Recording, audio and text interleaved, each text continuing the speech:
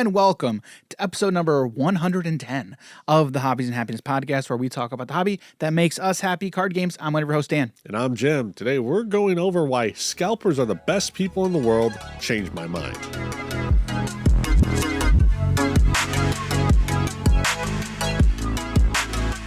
Jim with the troll like normal. All right, yeah. So today was a interesting and fun, or not fun, depending on who you are, topic that we're going to finally dive into. We're talking all about scalping. Is it good? Is it bad? Is it ethical? Is it unethical?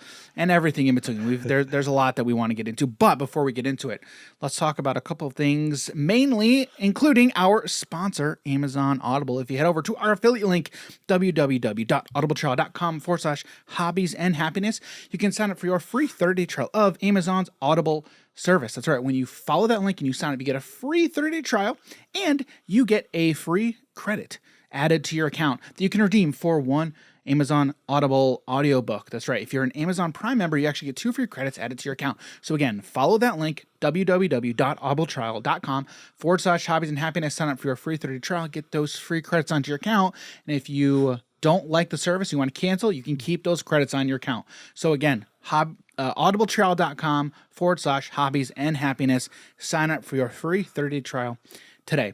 You know, somebody went on a commenting binge of ours the other day, and they said drinking game, drink once when Dan says okay, drink twice when he touches his glasses. So I'm like, okay. Exactly, that's what I was going to do. I'm pretty sure I replied to every one of those comments with, while I'm touching my glasses, okay. Yeah, so there's that. A couple other things I want to talk about. Second thing, merch store. Trying to update all of our links, but if you want to get your Hobbies and Happiness merch, head over to bonfire.com/hobbies and happiness. I can't remember the name of that link, but again, that's going to be posted in all of our podcast links. So just go check the description if you want to get some sweet Hobbies and Happiness merch. Got more designs we want to get uploaded to the store, so you can check it out. But again, check out our merch store. And then the last thing, don't forget, if you guys enjoy this podcast, do us a huge solid. Head over to wherever you listen to the podcast and leave us a 5-star review, particularly if you listen to the podcast on Apple Podcasts. So again, find the podcast, leave us a 5-star review, and if we start getting those coming in, we'll try to read them on the show. But we want to get this show out to more people, more ears. The more people who love and enjoy card games and want to be happy about them, just shoot them over this podcast, word of mouth. Make sure your friends are listening, and be sure to leave us a 5-star review. So that would go a long way into extending our reach to your friends as well. So all right. Well, now we're gonna. Every time now I touch my glasses, I'm like so subconscious, but I can't. I have to, or else they go like this. Glue them, right? I do wear contacts.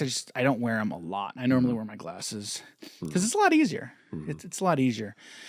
So, all right, today's topic, we're talking all about scalpers. So I believe it was episode 72 where we talked about our investors' good for TCGs. It's a really good conversation. If you go back and take a listen to that one. But in general, Jim, the synopsis, do you think investors are good for TCGs? Yes. Okay. Overall. That's pretty much what you need to know. Okay. that episode we took a lot of different tangents, but it was a good episode. A good episode overall. If you want to take a gander, go listen to that one. So the topic of scalpers and scalping in general, right, is a pretty big bogeyman, right, in the TCG community, and has been for a while. Am I correct, Jim? 100%. All right. Now, can you kind of tell everybody like why? Why is that? Just like, well, let me ask you this. One thing that we haven't done in a while, like defining terms. Okay, if I were to ask you to define scalping and how it relates specifically to TCGs, because this topic really applies mostly to trading card games, collectible card games, games where you have products that are sold in randomized booster packs and booster boxes. Okay. Yeah. So how would you define it? Okay. I'm going to ask Jim, and then I have a definition here from Investopedia. Oh, man. Okay. So a little different application, but how would you define it? Right. I I would have to say short-term investors Okay. who destroy card games. No, That's actually literally what it says on Investopedia. No, because it's more than just card games. Well, sure, but and the specific question is like in application to TCGs. Who remove product from circulation. I don't know what else to say. I don't know. Okay, so Investopedia has got like 2 bullet points at the top of their key takeaways. Okay. Yeah. The first one says scalping is a trading style that specializes in profiting off of small price changes and making a fast profit off reselling. I'm good. Okay. Short-term investors. Yep, you're exactly right. The next bullet point says scalping requires a trader to have a strict exit strategy because one large loss could eliminate the many small gains the trader worked to obtain. Agree? Yeah, I can see that. Yeah, and a good example of that, right, like would be a couple of years back. In general, right, the thought here is in application to Magic, right? When they announced a new format, right, or the unbanning or banning of certain cards, right? Question to you, does the price fluctuate if does the price of a card fluctuate if the card is legal or banned in a certain format? 100%. So if you have advanced knowledge of this, oh my, can you make or lose a lot of money? Painter's servant. Yep. Painter's servant. The people that knew it was coming off, they bought so many. There is market price history that you can see the price of this card skyrocketing because people did a buyout before the card was announced that it was unbanned. When people do that, is that ethical? Do you think that's ethical? That part is definitely insider trading. But like, what do you do if you just happen upon that information? Oh my goodness, dude. You know? If I knew just randomly that a card was going to get hit or taken off specifically. Yeah. Because if a card's going to get hit, then you have a lot less time to just sell the card rather than be like, I'm buying 100 copies. Right. It's a lot easier to get more copies than sell them. It's a whole lot. It's a lot harder to just unload a bunch of stuff than it is to just buy a bunch of stuff. Oh, dude, that's difficult. I don't know what I would do if I knew a card was going to get because this entire conversation, when we're talking about scalpers, I'd get a playset. this whole conversation, like there's definitely hints of like ethics and ethical dilemmas, and for some people, it's more. It's more of a discussion conversation than it is for others because some people think there are easy answers to this. I'm one of the people who typically thinks we're dealing with a lot of moral gray areas and ethical gray areas. Yeah. I think in dealing with a lot like market pricing and market fluctuation and buying and selling, I think this is a lot of gray areas, right? Yeah. I don't have a book that says, trading X to Y, that's wrong. That's morally wrong, right? There's nothing that really says that, right? Real quick. So Dan pulled up his definitions of it. I think I pulled up more accurate ones from Urban Dictionary. Okay. And scalper. Let's not get into the whole chopping off of heads thing. Yeah, I'm not even hitting that one. All right, good. All right. It says scalper, the scum of the earth who are too incapable of getting an actual job. And if you like it in a sentence, this scalper D-head just made the prices of Nintendo Switches triple by Mike Millen. July 16, 2020. 1,000 upvotes. Thanks, Mike. That sums it up. But my counter to that. So here's the thing. In this entire episode, I'm going to be playing a lot of devil's advocate, right? Because I don't feel strongly one way or another on this particular topic than many people do, than a lot of people do. I'm specific. So, well, I'm just going to say it now. So this entire conversation really is with Lorcana at mind, Lorcana at heart, because there has been a lot of talks over the past few months, okay, of people coming with hot and heavy takes about scalpers. Okay, this LGS is a scalper. No, they're not. These honestly, I didn't know these brand new players knew so much about the market in games. I was honestly surprised at how good some of these takes were. Jim with the trolling like usual. All right, and I'm going to preface all of this to also say, like, this entire conversation is not meant to bombard or blast certain people or throw certain people under the bus. I'm only going to say one name in this entire episode, okay? And that's for a specific reason, okay? But I'm not saying anything else about anything in particular of anyone in particular, because that's not my goal. That's not my thought here. I wanted to talk about this really more openly with Jim, because I know Jim is going to approach this topic on the complete other and opposite end than many people in the Lorcana community, which is a good example here. Yeah. Okay. But when this whole thing, like when the topic of scalpers got brought up with Lorcana, a couple months ago, there was a lot of people with a lot of really passionate opinions about it. Yeah. And to be quite honest with you, it was a little bit frustrating for me, because in many posts, I saw a lot of people who I thought were not educated on the topic. Okay. Yeah. What I saw was a lot of people upset that they couldn't get product. Okay. Yeah. Which is a valid point. Find something to blame. But also, like, I get it. Like, I feel that. Okay. Yeah. So let's start this off, right, from that standpoint, right? Because it's a bad feeling, right? When you want to play, again, we're specifically talking about TCGs here, right? Yeah.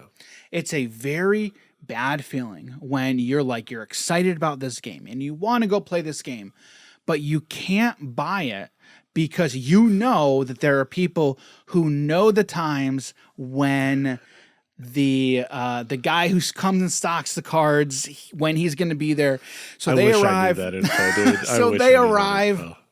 They buy it all out with the intent of selling it to make a quick buck. Okay, Jim, what do you feel about people who do stuff like that? Like, what's your gut reaction? What's your gut thought here? My gut reaction. So for me specifically, the people that are like have all this information, or are you just saying people that just flip? People, both. People that just flip, I understand because people who have that information for the most part are doing it to flip. Yeah. Okay. Yeah. And I'm using the term flipper and scalper simultaneously. Yeah. Like it's the same. It's literally the same. It's literally the same thing. Exactly. I sometimes have a problem with it when it directly affects you. No. Okay.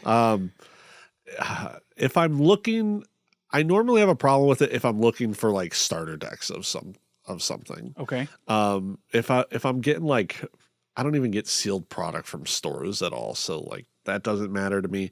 But in general, people that flip, I understand that there's a market for it, and if you can buy it cheaper and turn around and get a profit because you know what people are willing to pay for it, I get it.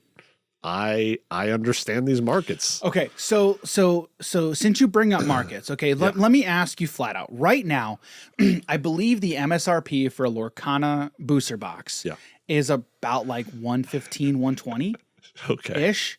It's somewhere roughly, around there. Yeah. I think. Let me actually just do a quick Google search. MSRP of Disney Lorcana booster box. Okay, let's just see what the MSRP. What does it say? All right. It looks like the MSRP is like around 120. Okay. So it's about 120. Okay. Dude, we got scalped at Gen Con. What did we pay? We were paying like 150. No, we weren't. I thought it was. No, we paid MSRP. Whatever MSRP was, we paid MSRP. Don't quote me on this, but from 5 seconds of looking that I did, I think it's like around 120. I was thinking it was 150, but all right, I could be wrong. All right. Well, the the market price, Disney Lorcana, the first chapter booster box, the market price according to TCG Player, okay, is $373.58. How do you feel about that? Oh, it's beautiful, Dan. It's beautiful. Even though, well, you're not sitting on any boxes, correct? No, I'm not. I'm not. So you think that's beautiful? Why do you say that's beautiful? Because these are prices people have bought them for. You can see the history of it. Yeah. So it's just like the demand. We know this game is stupidly big. And I get it. I don't hate the person. 9 boxes sold today. 9 boxes sold today. Yep. Holy cow. Yep. The lowest price was $360. Wow. Lowest price is $360. Yeah. I'm like, if you are the person who just knows and can sit on this stuff, some people can, some people can't. I sometimes find it difficult to just sit on sealed product and not like want to open it. Well, at this point, you can't. At this point, it's almost if you're buying it at market price, you're not making a profit. You're not making a profit right now, I don't think. The only way you're making a profit is you're buying it at MSRP from somewhere. Yeah. And like you would have to sit on it for quite some time now. Right now you're 2xing. Right now you're getting you are doubling your money. Yeah. Which that's a big incentive to flip. Yeah. That's a big incentive to flip. Yeah. If you sell if you can double your money. Wow, it's a big incentive to flip, man. Yeah, it's huge. And I can't blame the people for doing it. I can't. So normally what I say is like if you I think I've said this in the past, right? But who gives power to scalpers and flippers? The people who buy it. The people who buy it. So like if you're buying if you're buying at inflated prices, you're part of the problem. Uh-huh. I mean, it's the truth. Like you are part of the problem. Okay. Yeah. Part of a problem. Yeah. It's not the problem. It's not the problem. The problem is there's not enough supply. It's not the main. It's not the core issue at hand. Yes. It's not the core problem at hand. Right. You are participating in the problem. Yeah. Right. Is probably a better way of saying it. Right. You're participating in the problem. Right. Do you think people like hearing stuff like? Do you think people like hearing that? No, not at all. No, because they're like, no, it's this. You're part of the problem, right? What you want to do if you are ever involved in a market that is inflated, okay, just wait it out. If you can, just wait it out. I can understand if you're involved in something to where, the prices are really high right now, but there's nothing like I have to partake in it or else something bad happens. I get it. I'm not saying people who are buying products at inflated prices with Lorcana right now are wrong. I don't think they're wrong. I love this. I don't think anyone's wrong in this because I don't think any of this is moral. Yeah. Like I think it's all a moral gray area. Kind of going off of what just like telling people that they are part of the problem. There's this quote from Mark Twain. It's easier to fool people than it is to convince them they've been fooled. Yeah. I love this quote. It's true. It's true. Now, in all honesty, like I only bought the one box of Lorcana and you bought your box. Yes. So that's the only sealed product that I've purchased. Yeah. Okay. I have bought singles because that is what you should do. Yes. And you still buy singles. Like, well, here, let me ask you this. So going off of what I just said, right? Yeah. If people are buying sealed product at these inflated prices, that they're part of the problem, right? Yeah. What about singles? Oh man, it's kind of the same thing. Is it? I think so. Because then I'm part of the problem. Yeah. I'm like, sure. Because then it's also like, all right, how many play sets of cards are you getting from a box? And then it's like, if everyone can't have a box, but everyone wants to get a play set of stuff, people need open boxes. You need to open boxes. So it's like at some point there has to be a balance of it. Right. Not every single person can just go out and buy singles if these boxes have not been opened. Right. And then if it is the case, if I know all the cards people want to buy, if people are looking for meta cards, well, what's to stop me from going out and buying all those cards at a cheap price and holding on to them and being like, all right, well, I'm gonna. Well, I'll tell you what's stopping you. Sell. I'll tell you what's stopping you finding them at a cheap price. Yeah. Like that's what's That's the thing. stopping you. Yeah. So it's easier said than done. Yeah, Mind you. I'm more so meaning if like, you know right when people are going to just be buying the stuff, or right from the beginning, you kind of just know what are the really good cards in the set. Right. And you're able to get them at reasonable price. Or you buy the presale. Or like you buy presale, which I've done before. Yeah. Like I've done before, especially when it comes to Magic. Like I see cards that are coming out, and I know, and it's mostly cards that I know I'm gonna want. Right? If I see it at a decent price, I'll pick it up. Yeah. Because my thought is, hey, I think this is a reasonable price for the card. I'm gonna go ahead and buy it. Yeah. Right. Or if I think it's too high, then I'll just go, okay, I'm not gonna buy it now because I think this is priced way too high. And once the set comes out, it will go down. Right. Yeah. Some cards I'm like this. And people make that determination all of the time. Yeah. Right? Like if a card I really want and it's like $3, but eventually it goes down to $1, I'm not really gonna care because it's not sure percentage wise it's a big loss. Right. But it's not enough of a flat dollar amount for me to care enough. If I'm just buying a playset that I know I'm going to be utilizing for forever, however long I'm playing the game, and I can have at that point rather than waiting a couple months and I save $8, I'd rather just spend the $8, have it now. Okay. All right. Yeah. So I mean, excuse me, I kind of lost my train of thought there. But yeah, $375. Yeah, that's huge. Well, okay, let's dig into this now. Okay, you look at that price, $375. Why is it like that, Jim? Why? Like someone who thinks that's super high, which I think that's really high. Yeah. I hate that price. Okay, because I normally view the market through the lens of a player. I don't normally view the market through the lens of a reseller or an investor, right? Yeah. And I would say you're more of you're a reseller. I would classify you more as a reseller than an investor. Yeah. I would too. Okay, so when you see that price, $375, why is it like that? Why? Well, we already talked about how the people who are buying this product are kind of setting the market. The scalpers.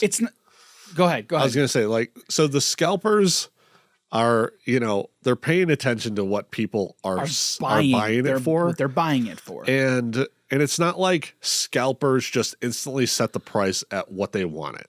It's because there's more than one scalper. They are also now all competing with each other. Yes. So then it's like, all right, well, those 9 boxes that sold for like $660 to $670, or sorry, $360 to $375. Yeah. That could have been multiple people where it was like one person, I want my box. Oh, wait, one sold at $333. Okay. So, yeah, the person who is like, I want my boxes to sell before other people, I'll take like a 10% loss in comparison. Damaged. Oh, okay. I'll take a 10% loss in comparison to them, but I know my box is going to sell. And then if I can go out and get more stuff before theirs sells, overall, you're making more money. You're making more money. Yep. So eventually over time, if people aren't buying these boxes, well, now these scalpers are sitting on it and they're going to be like, all right, well, now the new lowest price is $325 and the next person's $320. Well, I've been sitting on it for 3 months now. Nothing's sold. It's just sitting here doing nothing. They're going to want to try and get rid of it. So it's scalper problems and consumer problems. All right. So, but on the other side of that same coin, like what's the main problem? There's not enough of it, right? Yeah. And who sets that? The company who makes it. Right. And guys, like let me ask you this. Okay. I had heard comment before, okay, that when the game came out, right? People had said, let's be honest, they could never have printed enough. Okay, maybe that. Well, first of all, do you agree with that? No, I think they definitely could have printed enough. Okay, printing more is different. That's not not the question, right? All so the question is like, is there a number that is enough, or is that like whatever they printed could that never be quote enough? I'm reminded of the song from Greatest Showman, Never Enough, Never is that possible? Do you think it was never, they could have never printed enough? No, I don't agree so. with that either. No. I do not agree with that. I mean, because like you could also say that, right? They could have never printed enough, but also recognize that they didn't print enough. Yep. Like they needed to print more, yep. right? For that initial print run. Yep. Okay. Now we're supposed to be getting another print run this month. Yeah. I think. Yeah. Okay. I thought it was by the end of this month. Yeah. Yeah. It was supposed to happen last month, but they delayed it like a month, I think. Oh, okay. Right. I don't know. When I saw stuff, I thought it was always October. No. Okay. No. They initially said September. They had initially said September. Okay. Yeah. But then that got pushed back for whatever reason. Gotcha. So, and they're reprinting the first set in like January, like for Q1 of 2024, I think. Yeah. Right. Which, what do you think about that? How do you feel about that? Reprinting first set. So now we would have 3 waves of it. 3 waves of the first set. I mean, there's going to be cards in this first set that people still going to want. I don't think it's going to be a problem. I like that we're going to get more because I don't want to drop $50 on Rapunzel. Do you? Right? No, I don't. I don't want to drop. I've been trying to get Rapunzels, and I've been like, I'm not paying $50. So many times, Dan's like, I think I'm just gonna do it. I'm just gonna, and then he does it. And I'm like, good. I'm glad you did it. I don't blame you. Like I want to get it, but I'm like, I don't want to spend $200 on freaking 4 cards. Like I don't want to do it. Yeah, I don't want to do it. It's difficult. Like if I was selling them, if I had them, I would sell them. Yeah. And I think it would be different if there was like a bigger competitive scene. Competitive. Yeah, and like I really want to delve deep into this. And play into the event. Yeah, sure. But to just be like, Dan and I played Lorcana at this table. Right.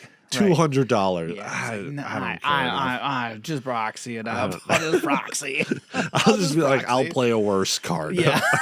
I'll play Hakuna Matata and not draw. Oh man. Yeah. So. Yeah, but again, this all comes down to Ravensburger not printing enough product. Yep. Period. Okay. Yep. I am not in the camp of Ravensburger can do no wrong. They've clearly made a lot of missteps along the way already. They're new. They're new. Yeah, they're new. But they're doing a good job. Like they're doing a very good job though. Yeah. And they with a lot of room to improve. Yeah. Okay. And like I was just add real quick. Sure. So they didn't know how much product to print, right? They're brand new. And when we were at Gen Con, Steve was like, I didn't know it was going to be this big. Yeah. No one knew. Or none of them knew. None of them knew. I'm like, I kind of knew. Yeah. That's what I kind of said too. I'm like I went like, really? Really? It's like, and like part of that too, I gotta feel like is the team like just being humble. Like I get it. Like I can understand that. But part of me is like, dude, just be realistic. Yeah. Be realistic. Yeah. Like they super undershot. Super undershot. Like insanely. I can't believe how badly they screwed the push. I'm sure when they heard people were getting like between 1 and 10% of their allocation, they're like, oh God. Yeah. which that's not like they don't control that. Like it's They don't control that. Yeah, they don't control that aspect. That. They don't control that aspect. But like they kind of control that aspect. Right. Like, they don't directly. They indirectly yes. do. They indirectly. They don't directly control that. They indirectly control it. Right. It's like you print enough product, then people like get their stuff. But the other thing too is they have to have the capital to print enough product too. Yeah. Right. So that is one. I would have to look. Right. Yeah. If you could figure this information out, I think. Right. Now you'd have to find out let me look. Like, is Ravensburger a publicly traded company? Ravensburger I started typing is Ravensburger and the first autocorrect Autofill is Ravensburger owned by Disney. They're not. They're a licensee of Disney. They're not owned. Is Ravensburger a publicly traded company? I don't know if they're public. I would assume so. But I do not know if they're publicly traded or not. Well, I'm not gonna. I don't know. I don't know. So you'd have to find out if they're publicly traded, because if they're publicly traded, then you should be able to get easier access to their financials. Okay, and then you could be like, okay, well, they have this much free flowing capital. They've got this much free cash, right? Then you could figure out how much it costs to print. Because it's not a small amount of money. Yeah. Like it's not a small amount of money, right? So like if you were determined, you could figure that out. I'm not determined enough to go in and figure that stuff out. Especially right I'm now. not. What'd you say? I said especially right now. Right, exactly. So I think you could. Don't quote me, but I think you could find this information out, right? Because that's part of it. Like, they can't just decide, and I recognize that. Yeah. Ravensburger can't just say, we need 1 million boxes. Well, then the printer's going to be like, all right, how are you going to pay for that? Yeah. Number one. Number two, you also have to look at capacity to print. Yeah. Because I don't know how many printers they use. Yeah. Like, this is a lot of the stuff that I don't know. I don't have the information for. I don't know how long. There's a lot of stuff that I don't have the data or the information for, right? Yeah. But I recognize that information is there. Yep. And it's a big piece of the puzzle.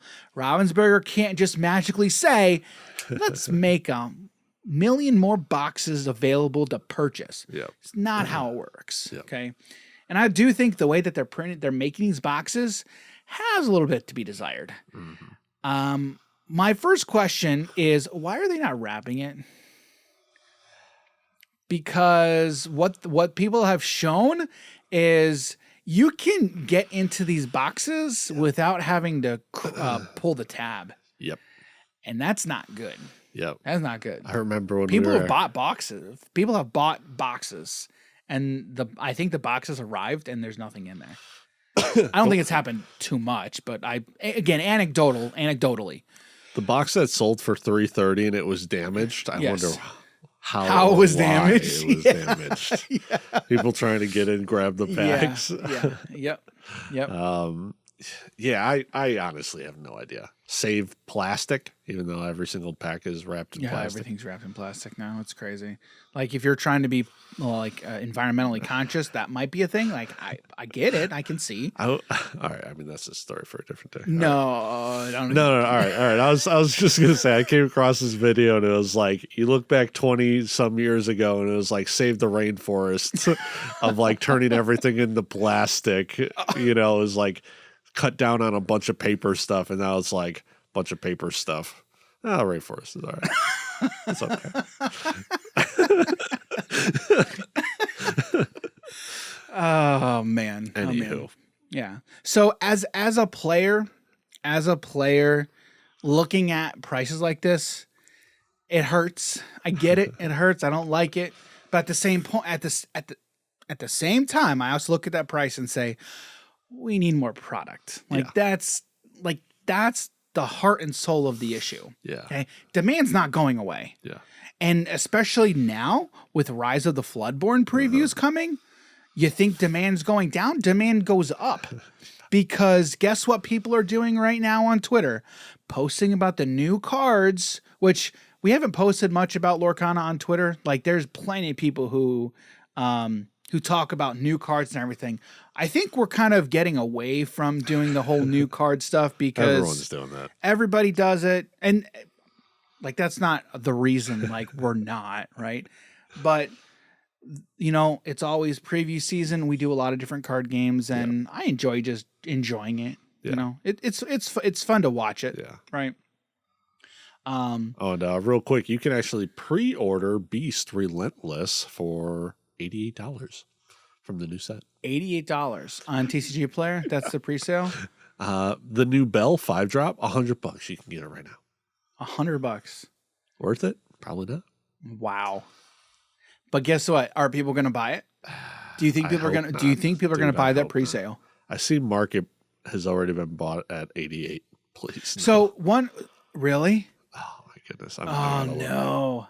I gotta look. So here's what happens. Okay, with a lot of pre-sale price. All right, that's gotta be fake. Pre-sale prices for singles, that could be it too. Like it could be you could see fake prices, right? You're gonna see the graph for cards go like this. It's gonna start here and then just go whoop. Two have sold for 90. One is sold for 100. And then a lot of those sale prices, I'm left questioning, like, is that a legit sale? Yeah, that's what I was. Or is it like, is it a fake? Or is it a fake sale? Yeah. Like somebody spoofing a sale, right? Which I don't know how easy that is on TCG Player. You can do that on eBay, super easy. Yeah, I don't know how easy that is to do on TCG Player. Yeah, I don't know. I'm not quite sure how easy that is to do on TCG Player, right? So all that to say, like when it comes to singles prices, like be wary, like look at the data, right? Look at the data. And again, I always say, go look at TCG Player.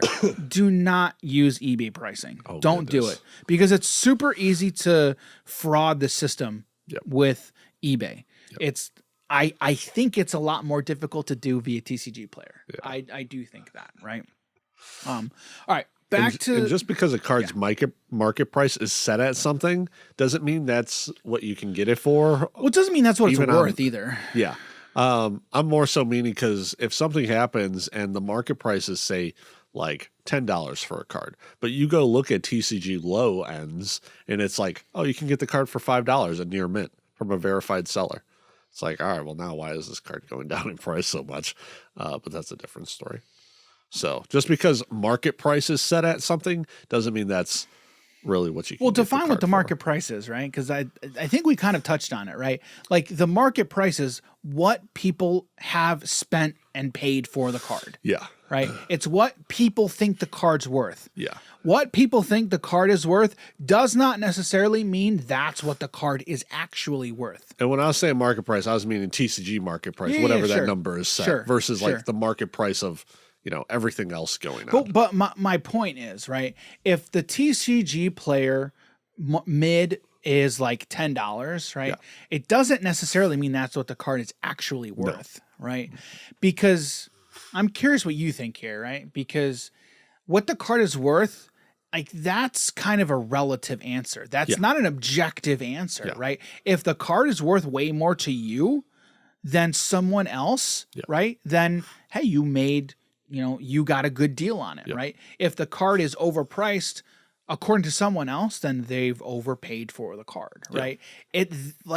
That's where we get to, is there an objective data? Like, there's objective data, right? But what that thing is actually worth, that's different for, yes, the market says it's worth this much, right? But that doesn't mean that's what it actually is worth, right? So right now, the market says that a box of Disney Lorcana is worth $375.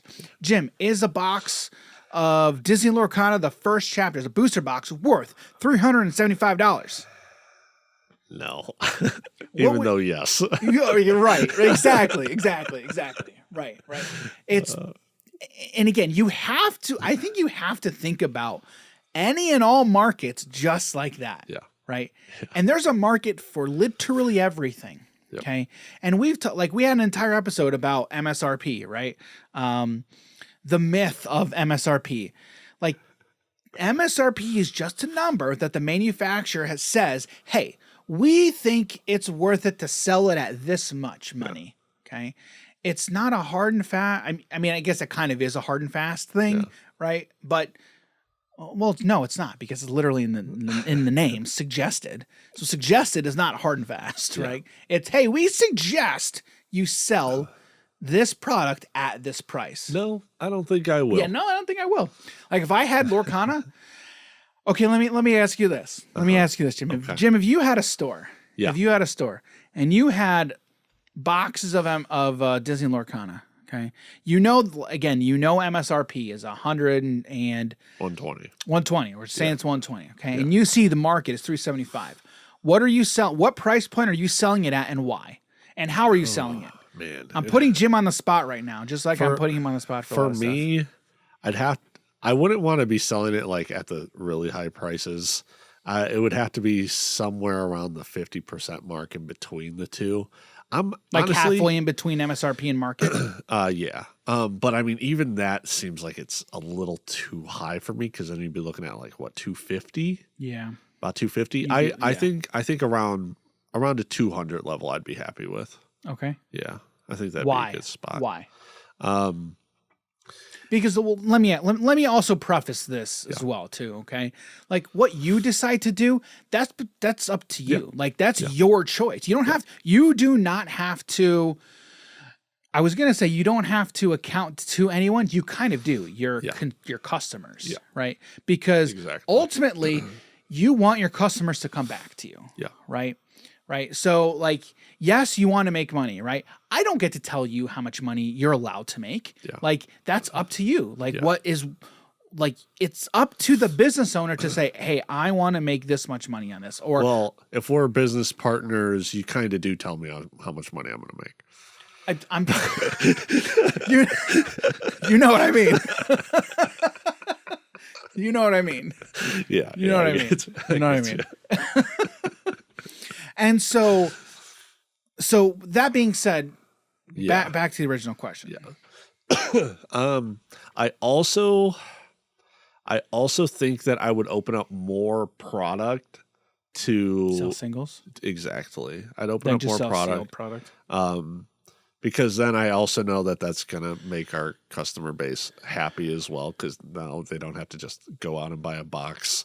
And they can just get the cards that they want. Well, then we would ask the question: how are you pricing the singles in relation to market prices? That would pretty much be going off a market price, pretty much.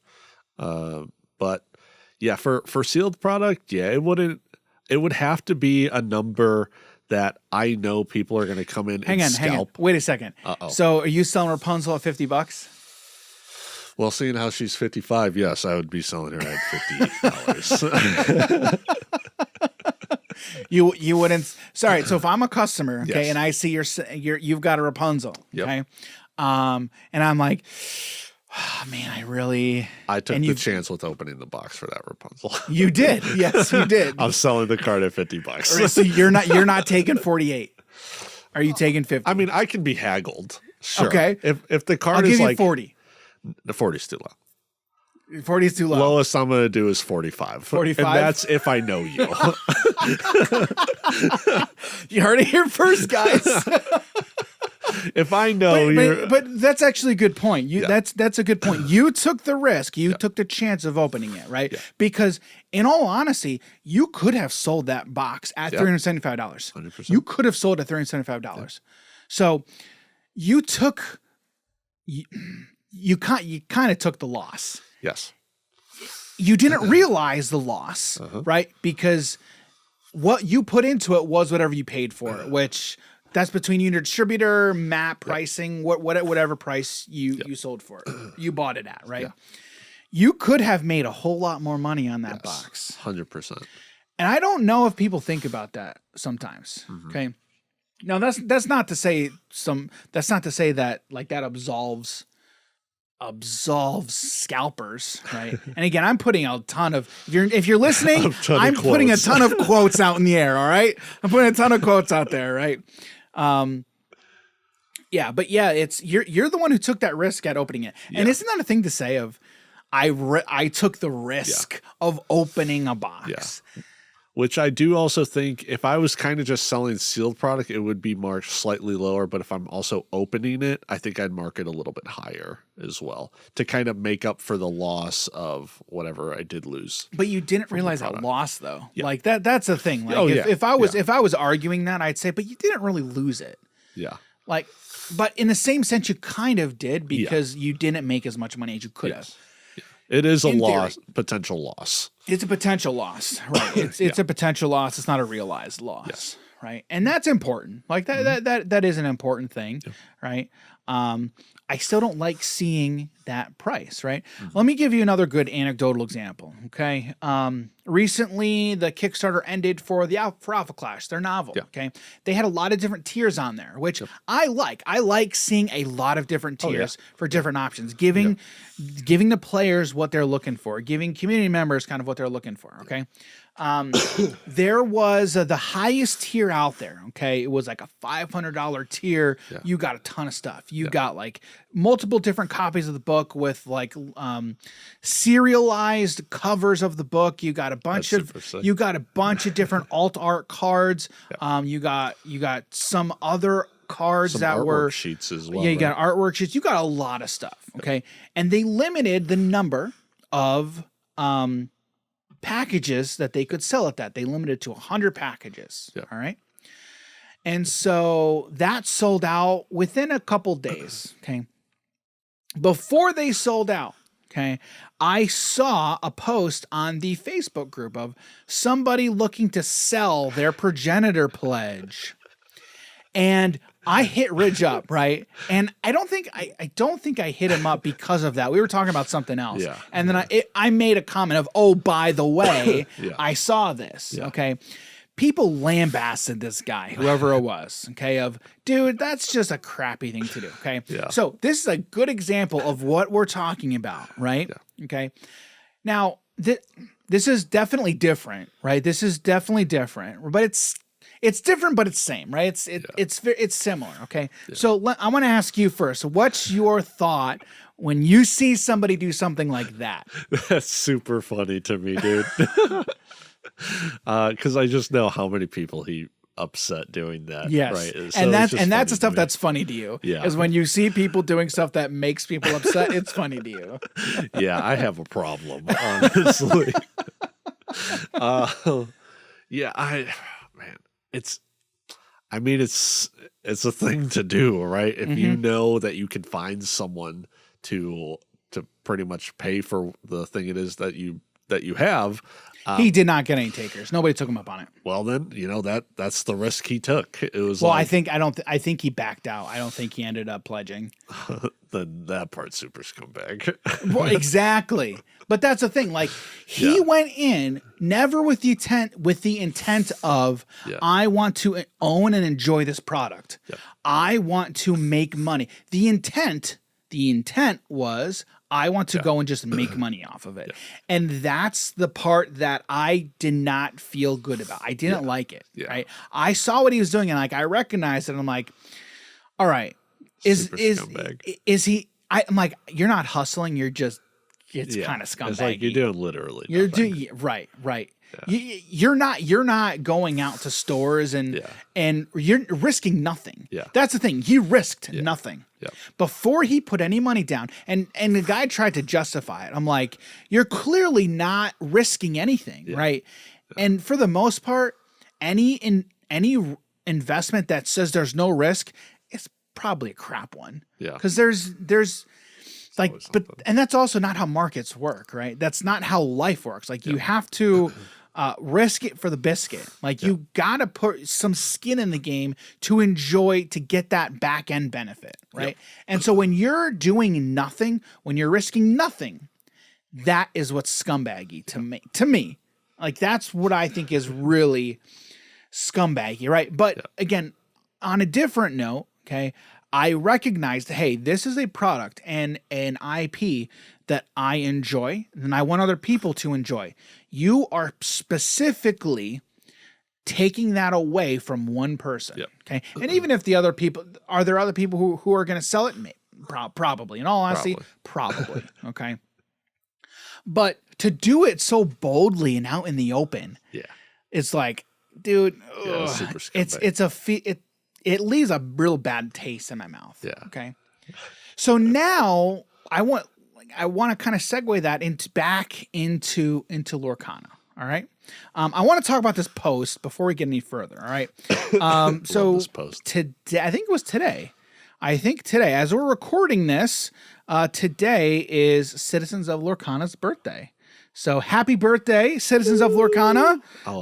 My birthday was a couple days ago. So we're within a couple days of each other. Okay.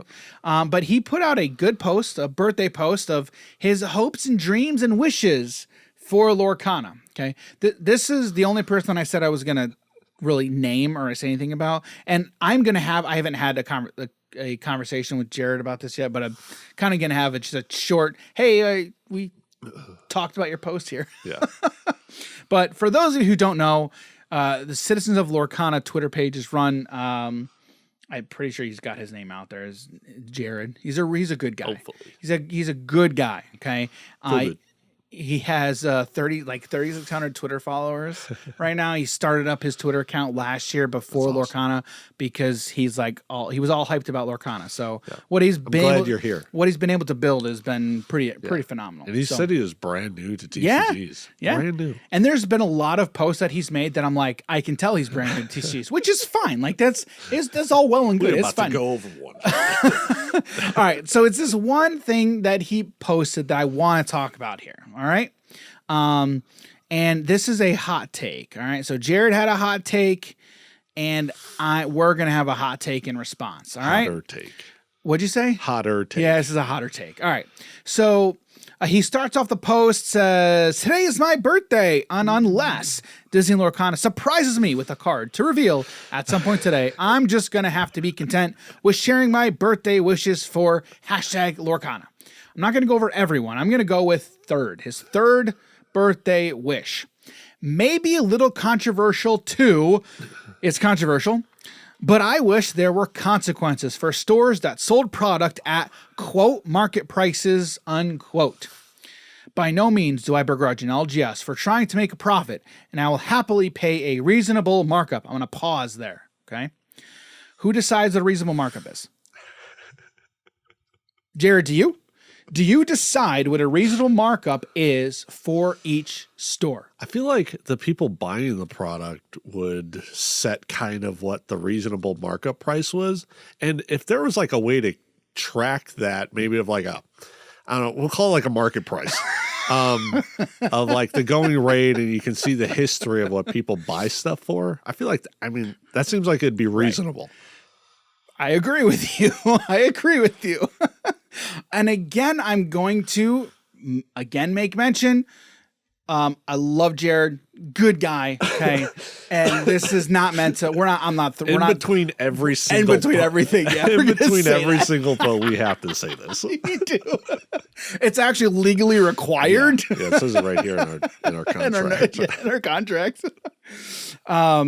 Yeah, so that's what I would say. Like, who's gonna determine that? And what are these consequences? Yeah, like what kind of consequences? You had a good one. You had a good one. Oh, what did I say? Well, hey, excuse me, Mister. You own an LGS. I hear you have Lorcana. I would like to buy some. I've never been to your store before. Oh, yeah, that's right. Okay. I really want to play this game. Can you sell some? I see you have some boxes back there. Can you sell them to me, please? Oh, yeah. You've never been here before? Nope, never been here before. How much money have you spent here? Anything? No, none. First time. Oh, we're sold out. But I see it. No, it's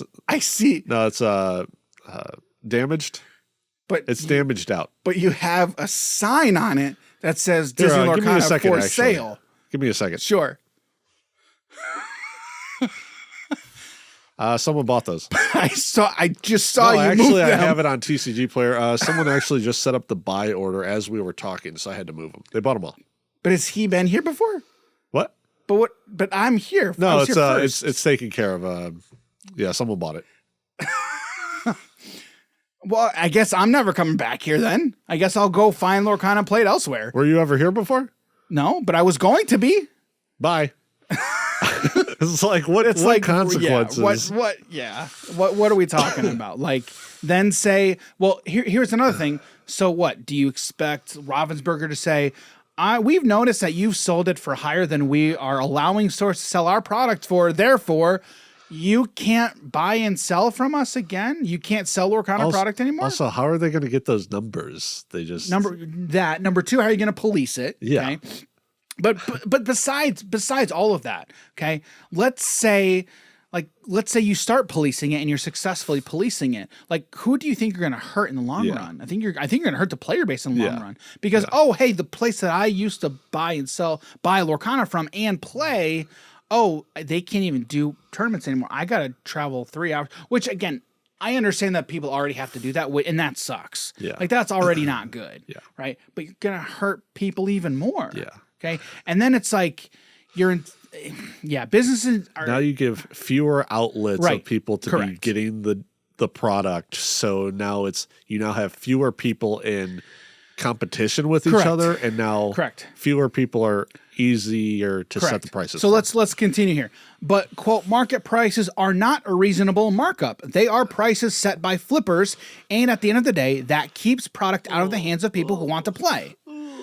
That's just not true. That's not right. The market price, like we've just discussed, is not set by flippers. It's not set by scalpers. It is set by people who have purchased product. Yes. All I need to do if I'm scalping it, okay? Oh, you're selling it at 200? Give it to me now. Because I see it's going for 375 on TCG Player. I have that data. If I see at 200, it's so easy for me to just buy it and then list it on TCG Player. So if we look at September 10th through September 12th, Yeah. market price hit 413. Oh my goodness.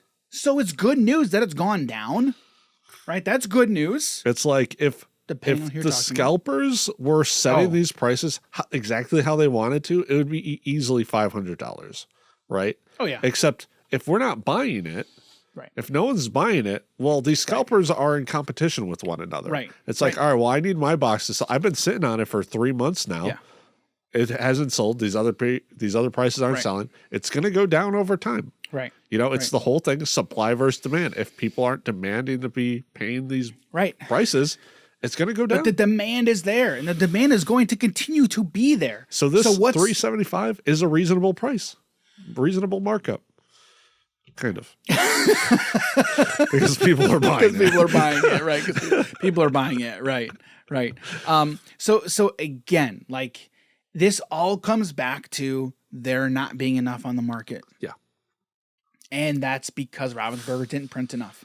And again, it's a difficult question to get right. Like it's difficult. I acknowledge that's a hard thing for Ravensburger to do, to predict how much is going to be enough of their thing to get out on the market. I get it. I understand that. Yeah.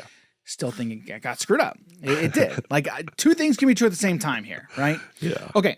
So Jared continues. I know the counterpoint is that not selling at market prices incentivizes flippers to buy out all the stock from LGSs and resell, but there are reasonable ways to get around this.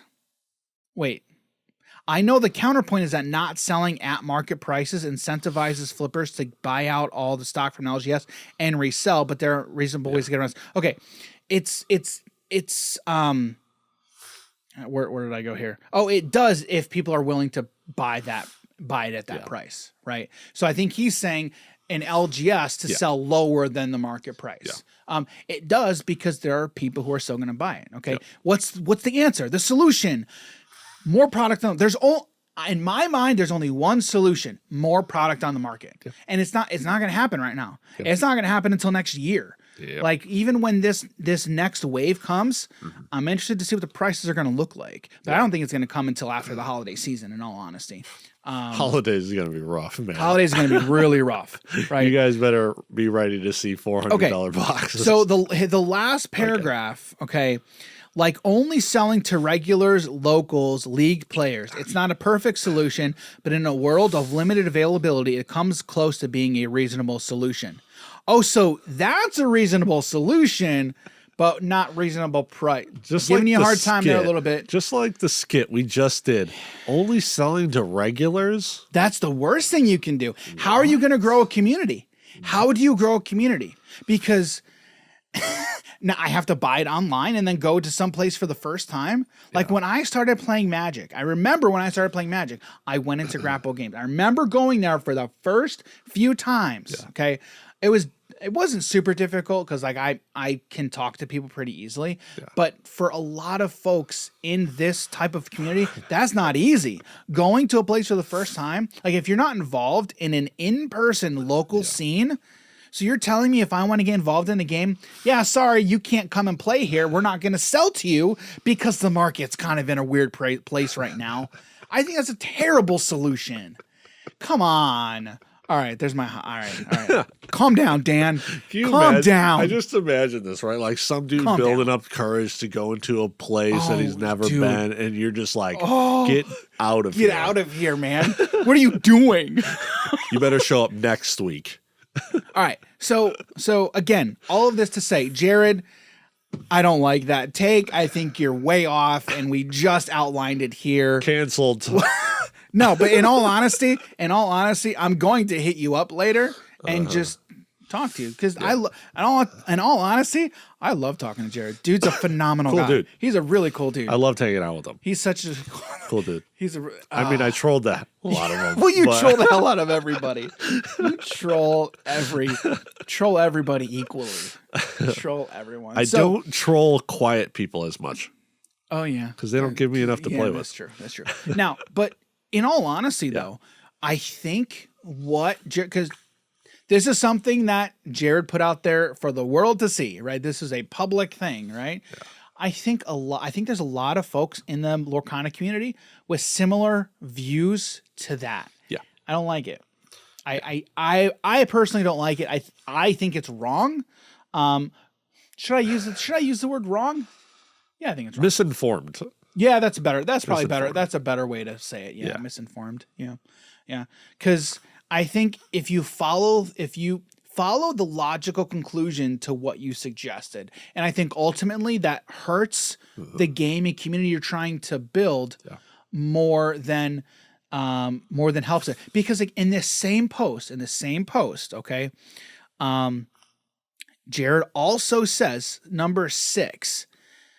This community has done well so far, but I wish that Lorcana will be the example for inclusiveness and being a place where all feel safe to play in the TCG world. Follow 3 logically through to the logical conclusion, and then how does that line up with number 6? Yeah, that would be what I would say.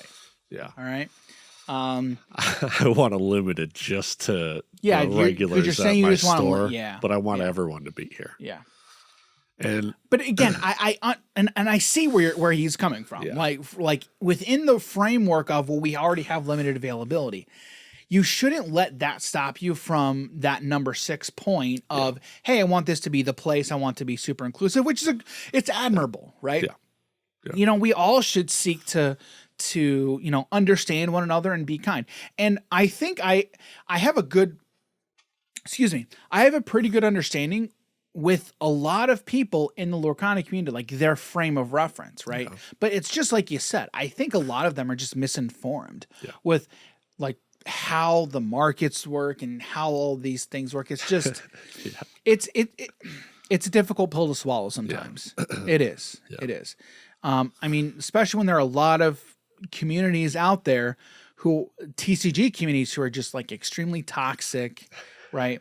Did you see, okay, we're going to go on a tangent here real quick. Did you see Team APS recently uploaded a video about that? The Yu-Gi-Oh community? Yeah.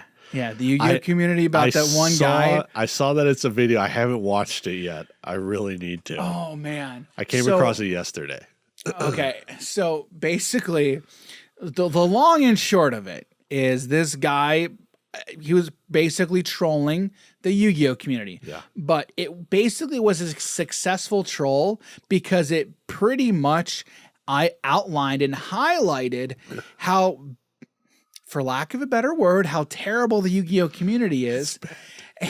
Because they successfully bullied him out of ever playing Yu-Gi-Oh ever again. And in all honesty, like it's what the guy kind of wanted from the get-go, right? Yeah. So it's not like he was a completely innocent in all this because the dude was trolling. Yeah, the dude was basically trolling. Yeah, right.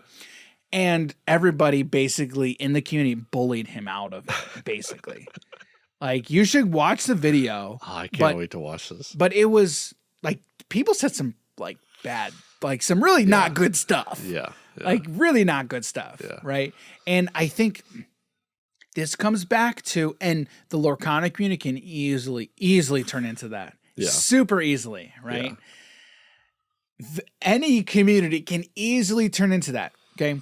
If you see someone talking bad or talking down about your thing, whatever that thing is, don't get defensive. Do not immediately get defensive. The best thing to do is, react with grace, right? Seek to understand. Like that's typically should be your first step, right? Is seeking to understand. Let me figure out where you're coming from.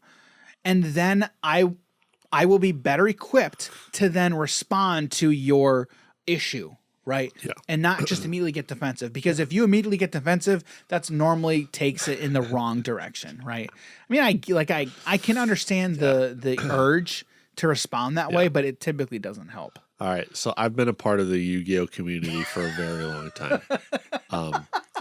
And as someone who tends to be very observant in his life and surroundings, if you cannot agree that the Yu-Gi-Oh community super toxic,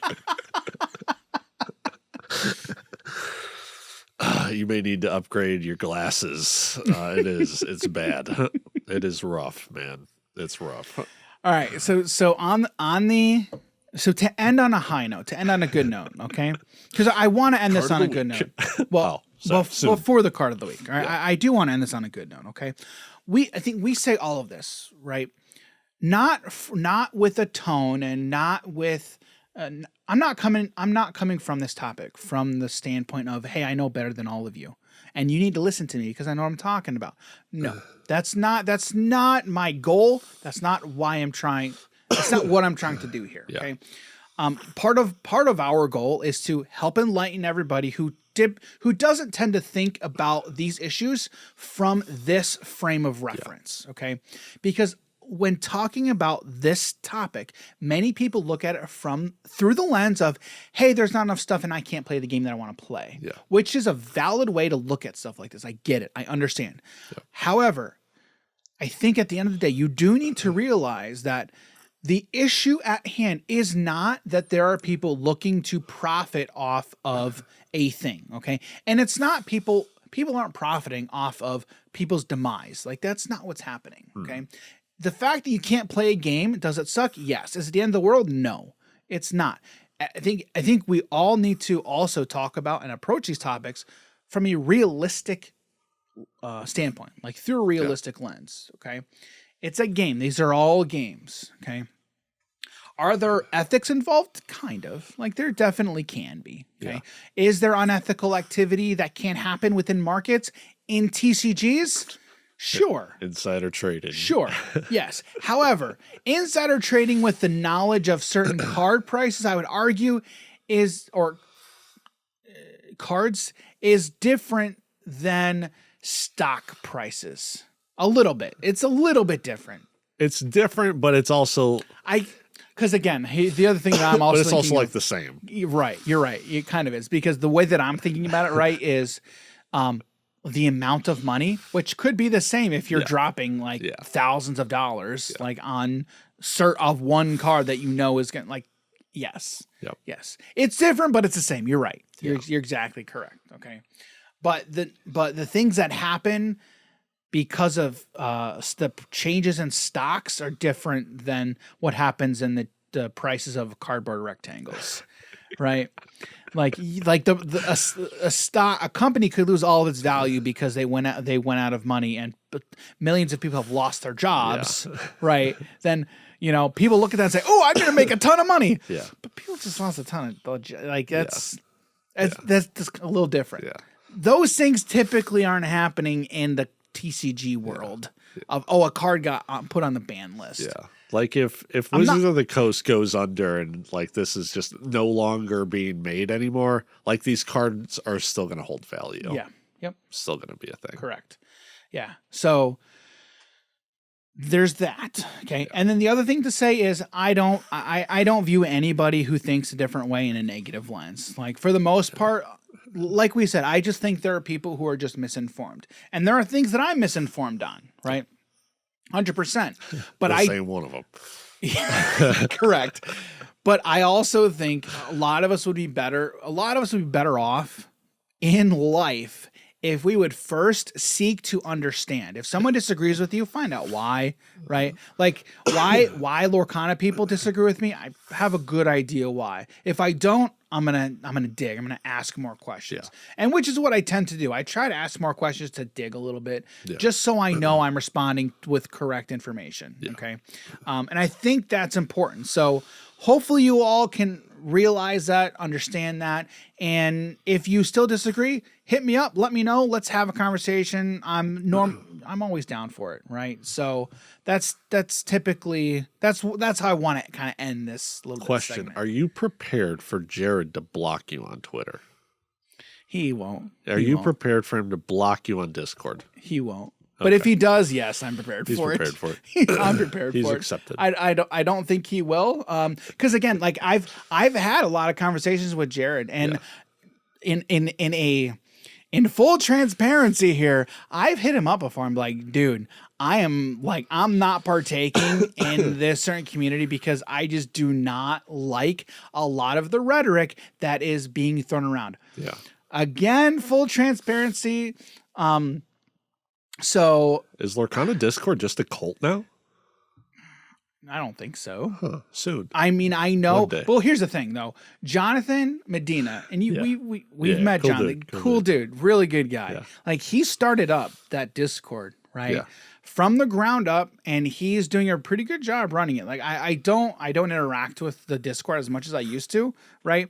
I just, for the most part, I don't like really big communities. I have a difficult time, interacting with really big communities. And again, I think for the most part is because how I respond to stuff is just like I just talked about. Yeah. If somebody says something, I don't respond with a quick generalized statement. Yeah. I try to, hey, what exactly, like I ask, and that just takes a lot of time. Yeah.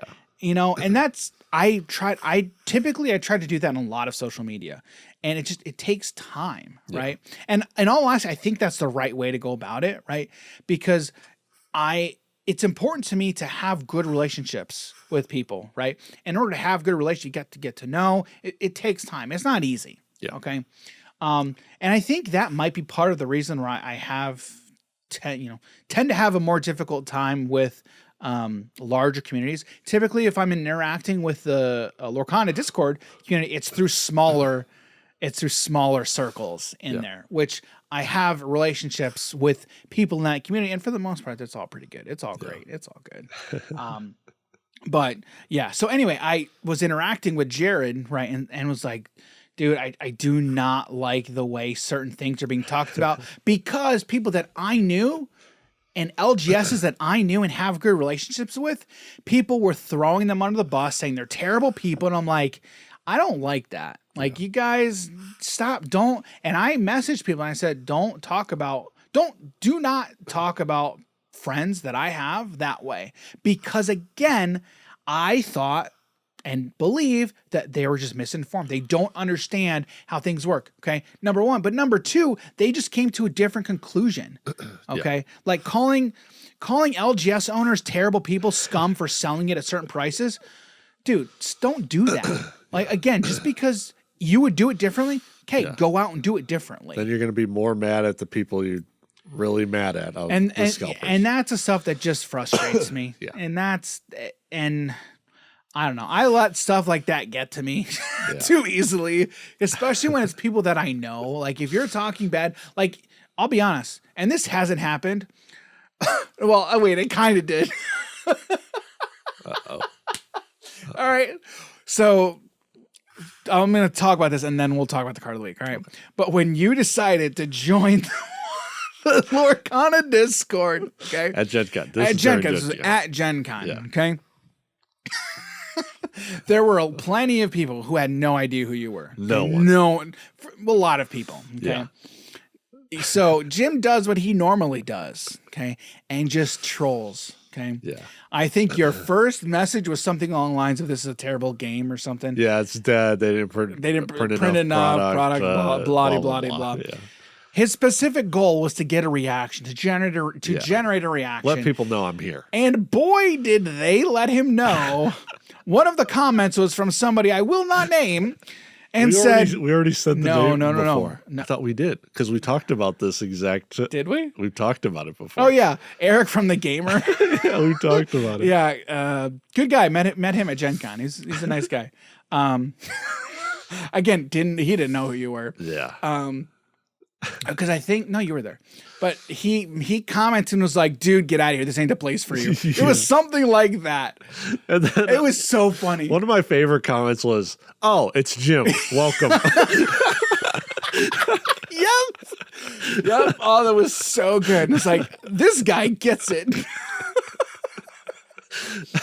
Oh man. And then I haven't said anything since Gen Con. I don't say nothing. Yeah. But yeah, you were successful. You were successful in your troll. Proved my point. Exactly. So anyway, that's have a point. Yeah, I was just gonna say, what was your point? Yeah, I didn't have one. But that's who Jim is. Yeah, it was fun. It was fun. So yeah. See, if I can leave anybody with like one final thought, seek to understand. Yeah. Seek to understand one another and then respond. Yeah. Right? You know what seek to understand, then be heard. Yeah. So what I just publicly said about Jared, I'm gonna have a conversation with him, right? And again, this is my goal here is not to throw people under the bus, right? It's honestly genuinely to, hey guys, I think I understand you. Okay. Here's why I think you're misinformed. Okay. And then the flip side also is, hey, you think about this aspect. There are people who think about it from this side, and I don't think they are wrong. Yes, it's a feels bad, right? Yeah. But however, try to start thinking about these things through different lenses as well. So hopefully you all can understand that. I think I genuinely think there's going to be a lot of really heated opinions. People have strong thoughts one way. Hopefully I can tone that down a little bit, but I doubt it. I doubt it. And the quote is, "Seek to understand, then to be understood." Yes. So you want to try to understand somebody first. Yeah. Like that should be your first goal. Okay. Then be like, okay, I get you. Now let me explain myself. In all honesty, that's really good advice for married people. Not gonna lie to you. It actually says here, I don't know how to pronounce it exactly. Stephen Covey. Stephen Covey. Stephen Covey said from Covey. Yep, Covey. From Franklin and Covey. Seek first to understand, then to be understood. Use this quote to teach your family the importance of effective communication. Yep. It's a great quote. Yep. Very, very good quote. So, I mean, we're the ones having the conversation right here at this table. Jim, we have a pretty good understanding of one another. Right? Like after 110 episodes now, I feel like I know Jim pretty well. I know there's a lot of things that I know that he likes, he doesn't like. And so, we're for the most part, we're on the same page about a lot of stuff. Yeah. Especially in the realm of TCGs. Right? So except for green's a good color. So my plea to everybody out there is, hey guys, I think I understand you.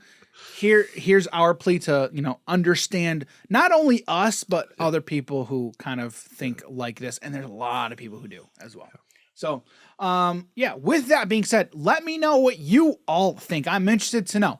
A lot of you people think out there. Because, again, I know there's a lot of strong opinions on a lot of different top sides of this topic. But what's your thought? Do you think scalping is wrong? Do you think it's ethically and morally wrong? Really interested to know if people genuinely think that, right? And if you think so, why? Why do you think that?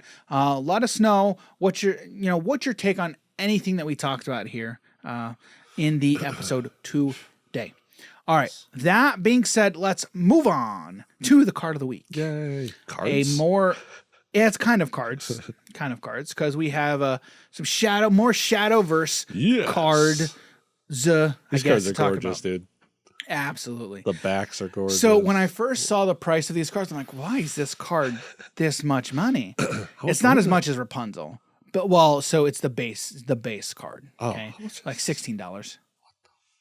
Well, You know, we'll talk about it. We'll talk about it. This is a good card. All right. Yeah.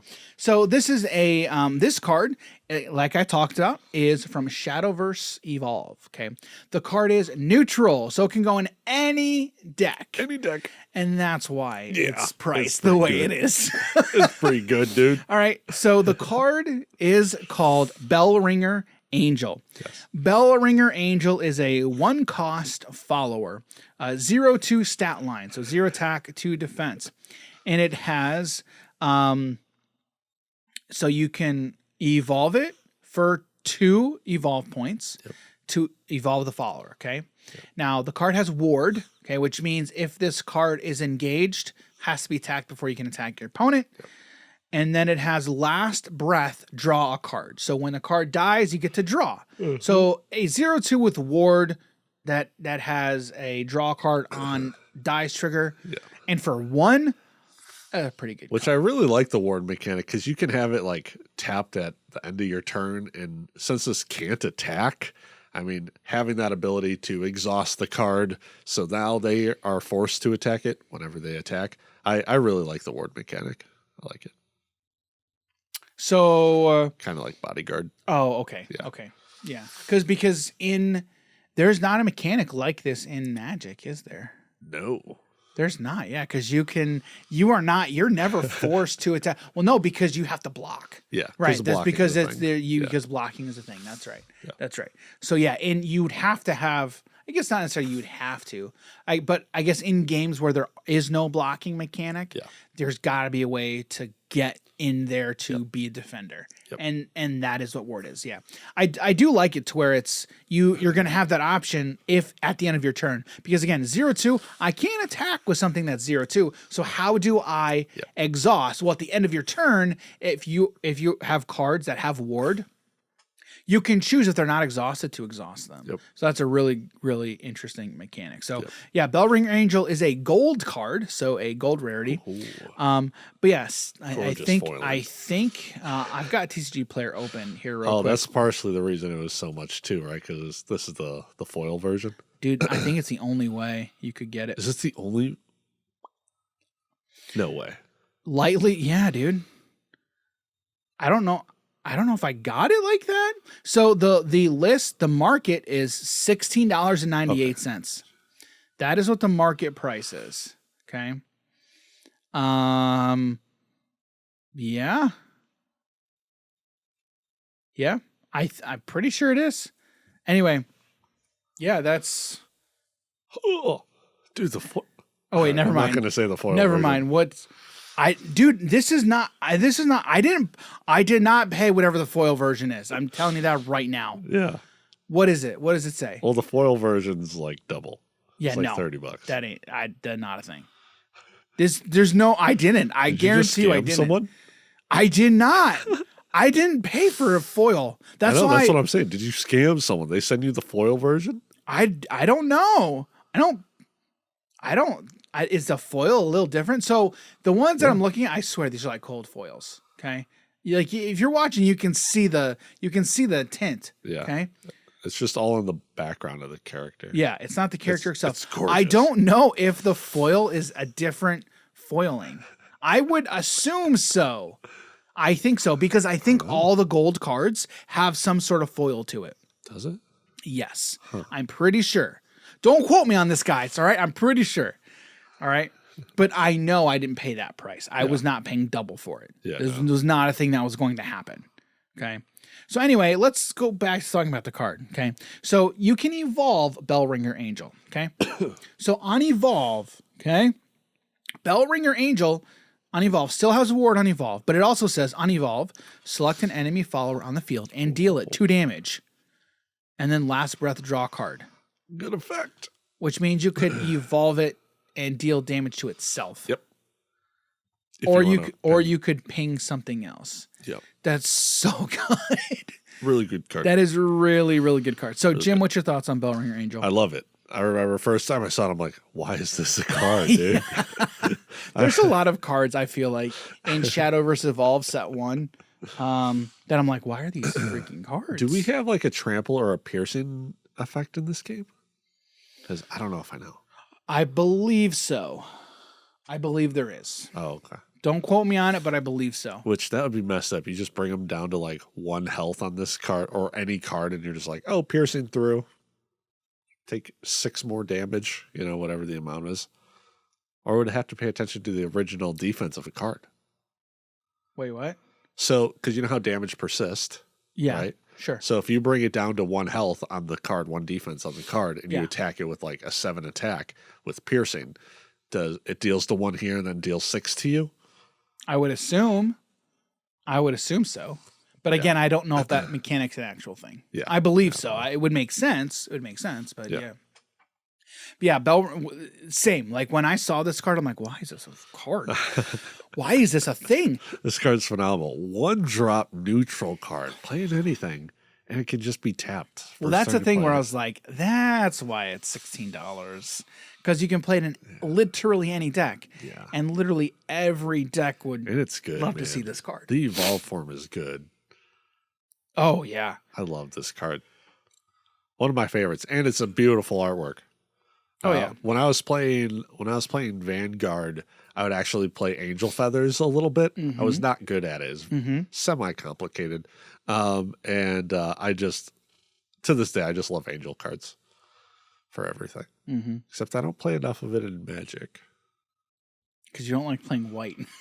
I don't mind playing white. I don't mind playing that. It's just my, second least favorite color in the game.